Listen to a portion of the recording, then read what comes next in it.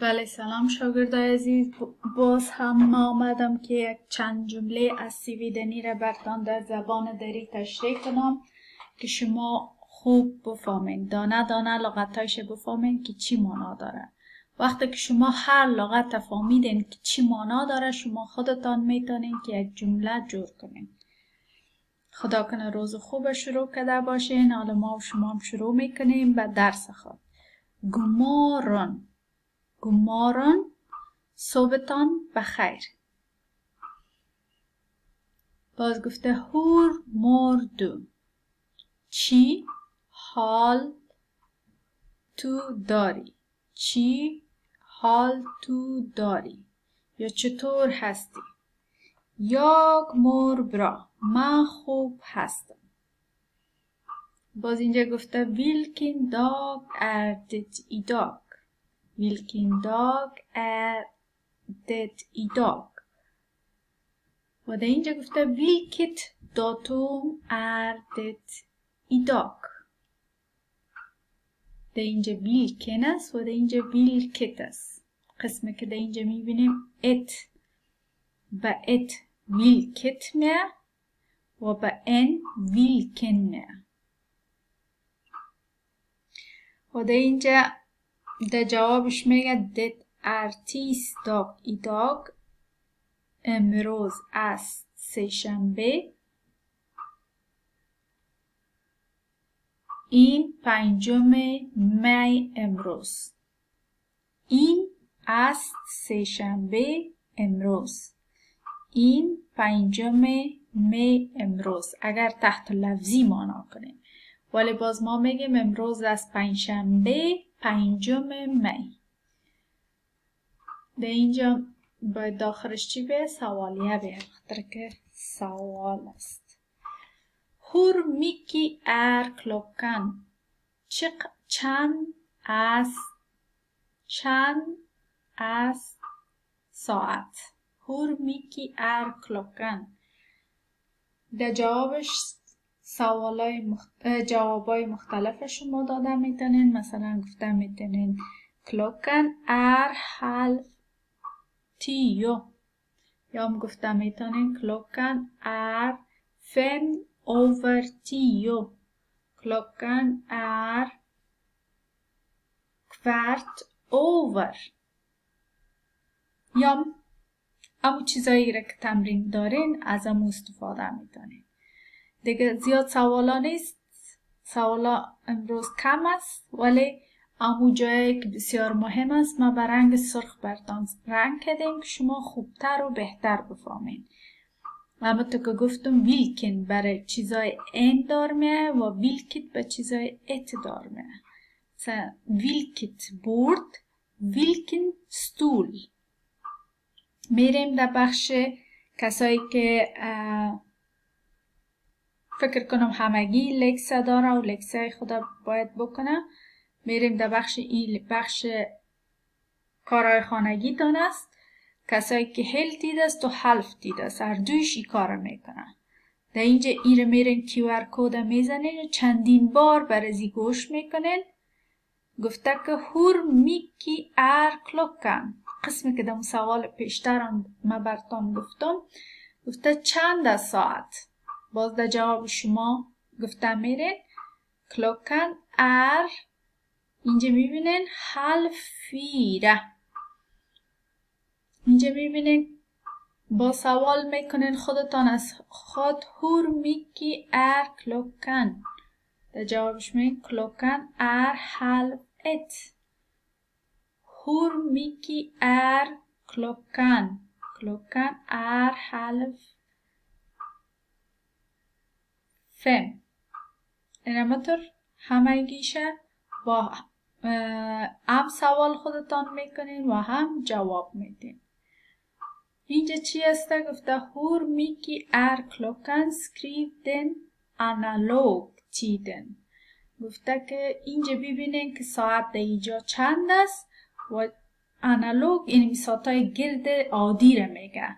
باز در مقابل انالوگ ساعتای دیجیتال است. دیجیتال ساعتای موبایل، ساعتای کامپیوتر که 12 و 13 و 22 و 24 داره واره باز دیجیتال میگه، ولی ساده ترین ساعت های نمیست که انتو گرد ساده انتو عداد داره، ایره انالوگ میگه. درست است؟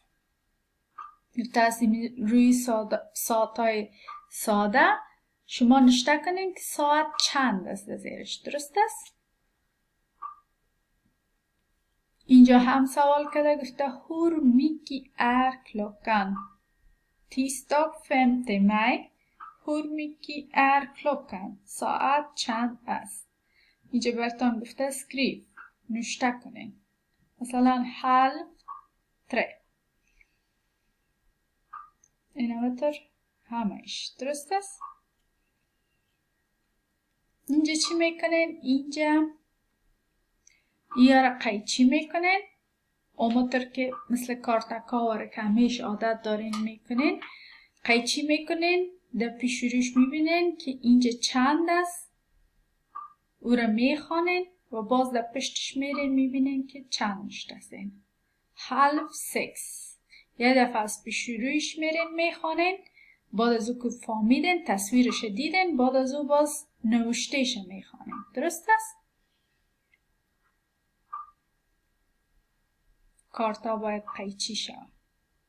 اینجا تمرین است صفر از 21 تا 31. تیستاگ 5 مای. ایره هم امروز باید خلاص کنین.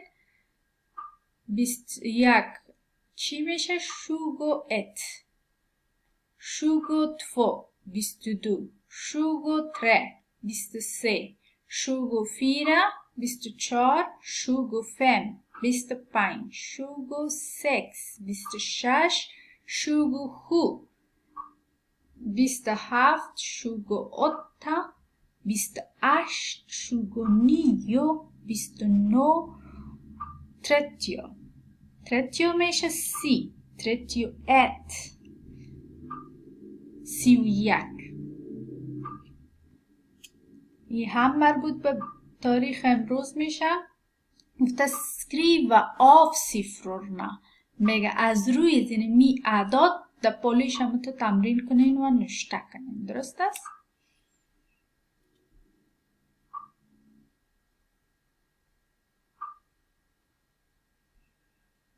دیگهش مربوط به امروز نمیشه، دیگه 6 مای است. میریم اینال کسایی که تنها هلتید است. هلتید و دلتید ای کارخانگی را اردوش میکنه، ولی کسایی که هلتید است او یک کارخانگی دیگه هم داره. میریم سر از او که او باید چی کاره بکنه.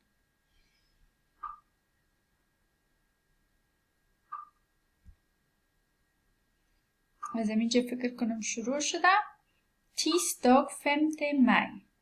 ایره میگیرین، QR کودش در موبایلتان میزنین و چندین بار گوش میکنین.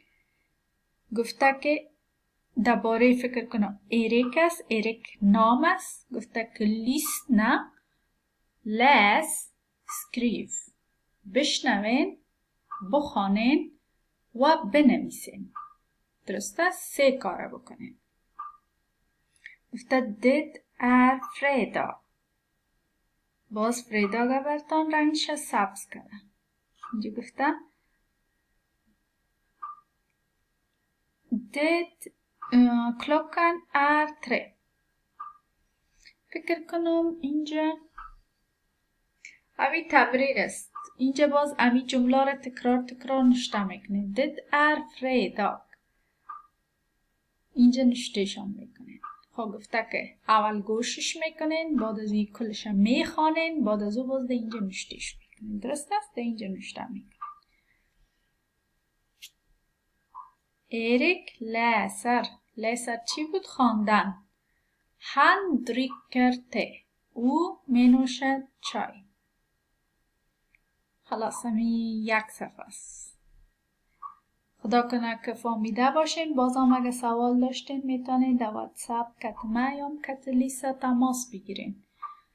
خداحافظ. روز خوش، زندگی خوش.